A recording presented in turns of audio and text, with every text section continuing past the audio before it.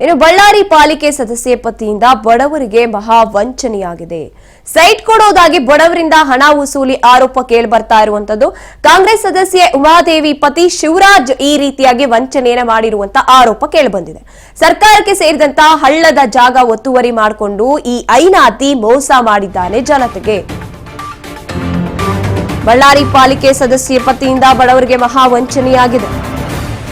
Site ಕೊಡ್ತೀನಿ ಅಂತ ಬಡವರಿಗೆ ಹಣ ಇಸ್ಕೊಂಡು ವಂಚನೆ ಮಾಡಿರುವಂತಹ ಆರೋಪ ಕೇಳಿಬರ್ತಾ ಇದೆ. ಕಾಂಗ್ರೆಸ್ ಸದಸ್ಯೆ ಉಮಾದೇವಿ ಪತಿ ಸರ್ಕಾರಕ್ಕೆ ಸೇರಿರುವಂತಹ ಹಳ್ಳದ ಜಾಗವನ್ನು ಒತ್ತುವರಿ ಮಾಡಿದ್ದಾನೆ. 7.87 ಒತ್ತುವರಿ ಮಾಡಿದಂತಹ ಪಾಲಿಕೆ ಸದಸ್ಯೆಯ ಪತಿ ಶಿವರಾಜ್ ಬೂದಿಹಾಳ್ನ ಸರ್ವೆ ನಂಬರ್ 125P ನಲ್ಲಿ 7.87 ಎಕರೆ ಒತ್ತುವರಿ ಮಾಡ್ಕೋತಾನೆ. ಒತ್ತುವರಿ ಮಾಡಿ ಆ ಲೇಔಟ್ ನನ್ನ ನಿರ್ಮಾಣ ಮಾಡಿರ್ತಾರೆ ಶಿವರಾಜ್. 1.5 ಲಕ್ಷಕ್ಕೆ ಸೈಟ್ ಅನ್ನ ಮಾರಿರ್ತಾರೆ. ಪಾಲಿಕೆ ಸದಸ್ಯೆಯ ಪತಿ ಮಾಡಿರುವಂತ ಮಹಾ ದ್ರೋಹ, ನಂಬಿಕೆ ದ್ರೋಹ ಅಂತ ಹೇಳ್ಬೋದು ಜನಕ್ಕೆ. 15 ಸಾವಿರ ಮಾತಾಡಿದ್ವಿ ಸರ್. ಎಲ್ಲಿ, ಯಾವ ಜಾಗ, ಯಾರು ಮಾರದವ್ರು, ಯಾರು? ಅದೇ ಸೂರಜ್ ಸರ್. ಯಾರು? ಕೌನ್ಸಿಲರ್. ಏನ್ ಪತ್ರ ಗಿತ್ರ ಕೊಟ್ಟವ್ರೆ? ಶಿವರಾಜ್ ಏನಿದ್ದಾರೆ? ಕೌನ್ಸಿಲರ್, ಕಾರ್ಪೊರೇಟರ್ ರಾಜಶೇಖರ್ ಅಲ್ಲ, ಇಲ್ಲಿ ಬಹುಜನ ಸರ್. ಓಕೆ, ಈಗ ಹಳ್ಳದ ಜಮೀನು ಮಾರಿದ್ದಾರೆ. ಹೌದು ಸರ್. ಎಷ್ಟು ದುಡ್ಡು ಕೊಟ್ಟಿದ್ದಾರೆ ಅವ್ರಿಗೆ? ಇನ್ನ 70 ಕೊಟ್ರಿ 2 ಪ್ಲಾಟ್ ಸರ್. 70 ಲಕ್ಷ ಕೊಟ್ಟು ಅಲ್ಲ 70 ಸಾವಿರ ಕೊಟ್ರೆ 70 ಸಾವಿರ ಕೊಟ್ಟು 2 ಪ್ಲಾಟ್ ಸಿಗುತ್ತೆ. 150 ಕೊಟ್ರಿ. ಒಂದು ಪ್ಲಾಟಿಗೆ 1.5 ಲಕ್ಷ. ಇಲ್ಲ, 1 10 1 15 ಹೇಳಿ ಸರ್. ಎಲ್ಲರೂ ಹಂಗೆ ಮಾಡಿದ್ದಾರೆ ಇದೆಲ್ಲ. ಹಂಗೆ ಮಾಡಿದ್ರು. ನೀವು ಎಷ್ಟೈತಮ್ಮ? ಬಡವರು ಜನಕ್ಕೆ ಹಳ್ಳ ಜಮೀನು ಮೋಸ ಮಾಡ್ತಾರೆ. 3 ಪ್ಲಾಟ್ ನೋಡಿಮ್ಮ, ಕೇಳಿ ಯಜಮಾನ್ರೆ, ನೀವು ಕಷ್ಟಪಟ್ಟು ದುಡ್ಡಿದ್ದು ಇದು ಹಳ್ಳದ ಜಮೀನು. ನಾಳೆ ಹಳ್ಳ ಬರುತ್ತೆ, ನೀರು ಬರುತ್ತೆ, ಇಲ್ಲಿ ನೀರು ಹೋಗ್ತವೆ. ಇಲ್ಲೆಲ್ಲ ಮನೆ ಕಟ್ಟಕ್ಕೆ ಹೋಗಬೇಡಿ. ಬೇರೆ ಕಡೆ ಎಲ್ಲಾದರೂ ನೀವು ಬೇರೆ ಕಡೆ ಮನೆ ಕಟ್ಟಬೇಡಿ. ಯಾವಾಗಲೂ ಸರ್ಕಾರದಿದು ಹಳ್ಳ ಇದನ್ನು ಕಾಪಾಡಬೇಕು. ನಮ್ದು ಏನಾದರೂ ಬರ್ತವೆ, ಗೊತ್ತಾಯ್ತಾ? ನೀವು ಯಾರು ಕಟ್ಟಕ್ಕೆ ಹೋಗ್ಬೇಡ್ರಿ. ಕಟ್ಟಿದ ನಾಳೆ ತೆಗಿತೀವಿ. ಆಮೇಲೆ ಯಾರು ದುಡ್ಡು ಹತ್ರ ತಗೊಂಡಿದ್ದಾರೆ ಆ ದುಡ್ಡು ವಸೂಲಿ ಮಾಡ್ಕೊಳ್ಳೋದು. ಎಫ್ಐಆರ್ ಮಾಡಿ ಕಂಪ್ಲೇಂಟ್ ಕೊಡಿ ಸಾಹೇಬ್ರಿಗೆ, ಅವರು ರಿಕವರಿ ಮಾಡ್ತಾರೆ. ಕೊಡಿ, ಇವತ್ತೇ ಕೊಡಿ, ಕಂಪ್ಲೇಂಟ್ ಕೊಡಿ ಇವಾಗ. ಈ ಬಗ್ಗೆ ಹೆಚ್ಚಿನ ಮಾಹಿತಿಯನ್ನು ನಮ್ಮ ಪ್ರತಿನಿಧಿ ನಾಗರಾಜ್ ನೀಡ್ತಾರೆ. ಎಸ್ ನಾಗರಾಜ್, ಈ ವ್ಯಕ್ತಿ ಒಬ್ಬ ಕಾಂಗ್ರೆಸ್ ಸದಸ್ಯೆಯ ಪತಿಯಾಗಿದ್ಕೊಂಡು ಜನತೆಗೆ ಒಳಿತಾಗುವಂಥದ್ದು ಏನಾದ್ರೂ ಮಾಡಬೇಕು, ಅಲ್ಲಿ ನಂಬಿಕೆ ದ್ರೋಹ ಮಾಡೋಕೆ ಮುಂದಾಗಿರುವಂಥದ್ದು. ಇದು ಯಾವ ರೀತಿ ಗೊತ್ತಾಯ್ತು ಜನಕ್ಕೆ ಇಲ್ಲಿ ನಾವು ಮೋಸ ಹೋಗ್ತಾ ಇದೀವಿ ಅಂತ? ಏನ್ ಮಾಡೋಕ್ ಹೊರಟಿದ್ದ ಈ ವ್ಯಕ್ತಿ ಅಂತ? ಗಾಯತ್ರಿ, ಇದು ಬಳ್ಳಾರಿಯಲ್ಲಿ ಕಳೆದ 1 ತಿಂಗಳಿಂದನೂ ಕೂಡ ಆಪರೇಷನ್ ಡೆಮಾಲಿಷನ್ ಈಗ ಶುರು ಮಾಡಿರ್ತಕ್ಕಂಥದ್ದು ಜಿಲ್ಲಾಡಳಿತ ವತಿಯಿಂದ.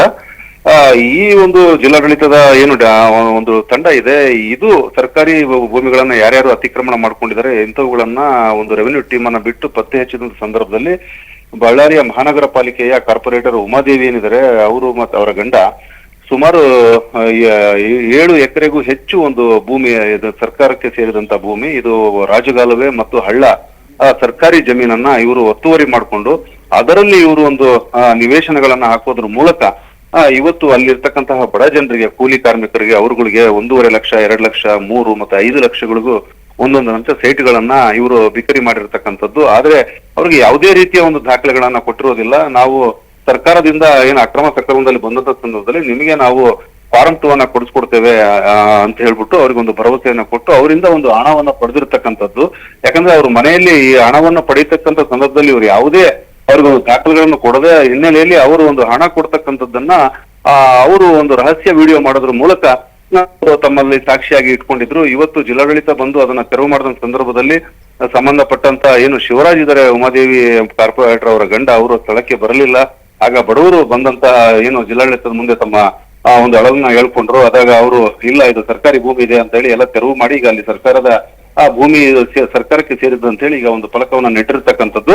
ಇದೀಗ ಶಿವರಾಜು ಮತ್ತೆ ಏನು ಈ ಒಂದು ಅಕ್ರಮ ಸಿಗಿರ್ತಕ್ಕಂಥ ಶಿವರಾಜು ಮತ್ತೆ ಅವರ ಪತ್ನಿ ಏನಿದ್ದಾರೆ ಅವರ ಮೇಲೆ ಒಂದು ಕಾನೂನು ಕ್ರಮ ಜರುಗಿಸುವ ನಿಟ್ಟಿನಲ್ಲಿ ಈಗ ಅಧಿಕಾರಿಗಳು ಒಂದು ಕ್ರಮಕ್ಕೆ ಮುಂದಾಗಿರ್ತಕ್ಕಂಥದ್ದು. ಗಾಯತ್ರಿ, ಇನ್ನು ಹಾಗೆ ನೋಡ್ತಾ ಹೋದ್ರೆ ಇದು ಕಾನೂನು ರೀತಿಯಲ್ಲಿ ಕೂಡ ದೊಡ್ಡ ಅಪರಾಧ ಅಂತ ಹೇಳ್ಬೋದು. ಹಣ ಇಸ್ಕೊಂಡು ಹಣ ಕೊಟ್ಟಿರುವಂತ ಯಾವುದೇ ದಾಖಲೆಯನ್ನ ಕೂಡ ಈತ ಇಟ್ಕೊಂಡಿಲ್ಲ. ಜನಕ್ಕೆ ಈ ರೀತಿಯಾಗಿ ಮೋಸ ಮಾಡಬಹುದು ಅನ್ನುವಂತ ಧೈರ್ಯವನ್ನ ಹೇಗೆ ಮಾಡ್ತಾ, ಇವನ್ ಹಿಂದೆ ಯಾರ್ಯಾರು ಸಪೋರ್ಟ್ ಮಾಡ್ತಾ ಇದ್ರ ಯಾರಾದ್ರೂ ಅಂತ? ಗಾಯತ್ರಿ, ಇದೀಗ ಏನು ಅಂದ್ರೆ ಕಳೆದ ಒಂದು ತಿಂಗಳಿಂದ ಏನು ಆಪರೇಷನ್ ಡೆಮಾಲಿಷನ್ ನಡೀತಾ ಇದೆ, ಇದರಲ್ಲಿ ಬಹುತೇಕರು ಈ ಒಂದು ರಾಜಕಾರಣಿಗಳು ಏನೊಂದು ಸರ್ಕಾರಿ ಜಾಗವನ್ನು ಒತ್ತುವರಿ ಮಾಡಿಕೊಂಡಿರ್ತಕ್ಕಂಥದ್ದು ಈ ಒಂದು ಡೆಮಾಲಿಷನ್ ಸಂದರ್ಭದಲ್ಲಿ ಜಗಜ್ಜಾಹೀರಾಗಿರ್ತಕ್ಕಂಥದ್ದು. ಬಹುತೇಕರು ಏನು ಮಹಾನಗರ ಪಾಲಿಕೆ ಸದಸ್ಯರುಗಳಿದ್ದಾರೆ, ಇವರು ಅವರ ವಾರ್ಡ್ಗಳಲ್ಲಿ ಇರ್ತಕ್ಕಂಥ ಸರ್ಕಾರಿ ಭೂಮಿಗಳನ್ನ ಸುಮಾರು ಎಕರೆಗಟ್ಟಲೆ ಅಂದ್ರೆ ಕೋಟ್ಯಾಂತರ ರೂಪಾಯಿ ಬೆಲೆ ಬಾಳ್ತಕ್ಕಂಥ ಭೂಮಿಗಳನ್ನ ಇವರು ಕಬ್ಜಾ ಮಾಡಿಕೊಂಡು ಅದನ್ನ ನಿವೇಶನಗಳಾಗಿ ಮಾರ್ಪಟ್ಟು ಮತ್ತೆ ಕಮರ್ಷಿಯಲ್ ಸೈಟ್ಗಳಾಗಿ ಮಾರ್ಪಡಿಸಿ ಇವುಗಳನ್ನ ಈಗ ಮಾರಾಟ ಮಾಡಿರ್ತಕ್ಕಂಥದ್ದು ಈಗ ಬಹಿರಂಗ ಆಗಿರ್ತಕ್ಕಂಥದ್ದು. ಅದಲ್ಲದೆ ಅವರು ಹಣ ಪಡಿತಕ್ಕಂತ ಒಂದು ವಿಡಿಯೋಗಳು ಕೂಡ ಈಗ ಬಹಿರಂಗ ಆಗಿರ್ತಕ್ಕಂಥದ್ದು. ನಿಜಕ್ಕೂ ಕೂಡ ಅಂದಾಜು ಇಲ್ಲಿವರೆಗೆ 1,000 ಕೋಟಿಗೂ ಹೆಚ್ಚು ಒಂದು ಭೂಮಿಯನ್ನ ಜಿಲ್ಲಾಡಳಿತ ಇವತ್ತು ಟಾಸ್ಕ್ ಫೋರ್ಸ್ ಸಮಿತಿ ವಶಪಡಿಸಿಕೊಂಡಿದೆ. ಇನ್ನು ಸಾವಿರಾರು ಕೋಟಿ ರೂಪಾಯಿ ಬೆಲೆ ಬಾಳ್ತಕ್ಕಂಥ ಭೂಮಿಗಳನ್ನು ಕೂಡ ಈಗ 106 ಪ್ರಾಪರ್ಟಿಗಳನ್ನು ಈಗ ಗುರುತು ಮಾಡಿರ್ತಕ್ಕಂಥದ್ದು.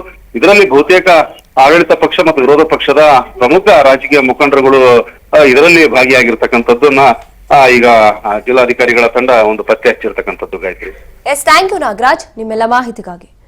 ಎಸ್, ನಾವು ನೋಡ್ತಾ ಹೋದಾಗ ಈ ವ್ಯಕ್ತಿ ಲೇಔಟ್ ನಿರ್ಮಾಣ ಮಾಡುವಾಗ ಹಣ ಇಸ್ಕೊಂಡಿರ್ತಾನೆ. ಹಣ ಕೊಟ್ಟಿರೋದಕ್ಕೆ ಯಾವುದೇ ರೀತಿಯಾದಂತ ಪ್ರೂಫ್ ಅನ್ನ ಇವನು ಇಟ್ಕೊಂಡಿರೋದಿಲ್ಲ. ಅದನ್ನ ಕೇಳ್ತಾರೆ ಜನ, ಇಲ್ಲ ನನ್ನ ಹತ್ರ ಏನು ಅಂತ ಹೇಳ್ತಾರೆ.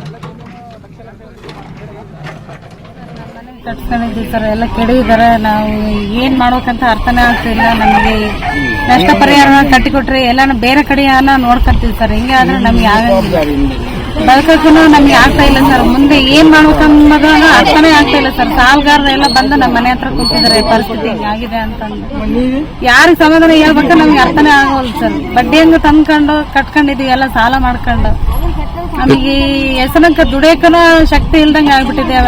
ಯಾರ ಹತ್ರನು ಮಾತಾಡೋಕನು ಇಲ್ದಂಗ ಆಗ್ಬಿಟ್ಟಿದೆ ಸರ್. ನನಗೆ ಎಷ್ಟು ತಂದಿರಮ್ಮ ಸಾಲ? 15 ಲಕ್ಷ ಮೇಲೆ ಮಾಡ್ಕೊಂಡಿವಿ ಸರ್. ಈಗ ಅವರು ಬೀಳ್ಸಿದಾರೆ ಬಂದು. ನಾವು ಎಲ್ಲಿಗೆ ಹೋಗ್ಬೇಕಂತ ಗೊತ್ತಿಲ್ಲ ಸರ್. ಸಾಲ ಸಂಬಂಧ ಮಾಡಿ ಇದು ಮಾಡಿದ್ವಿ.